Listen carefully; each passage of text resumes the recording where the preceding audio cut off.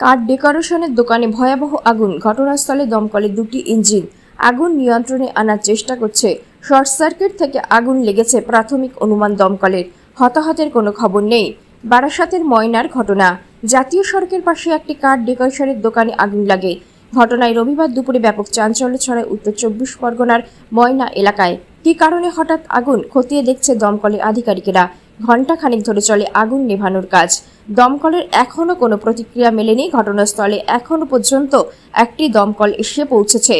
Bureau report, Amdanga বার্তা।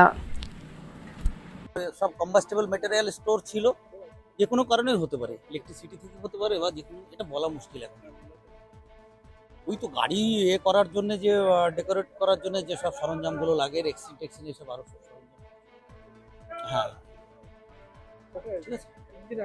দুটো engine কাজ করছে, এমনিতে কোনো রিস্ক বা ভয়ের কিছু নেই, ঠিক আছে। হ্যাঁ হ্যাঁ, একদম। এখান থেকে স্প্রেড করার কোনো অপশন নেই, কোনো জায়গায় নেই, ঠিক আছে। ফ্লেম আর কিছু নেই সেরকম। ধোয়া হচ্ছে ওই বিভিন্ন ধরনের, হয়তো হার্ডলি আর 1 ঘন্টা লাগবে।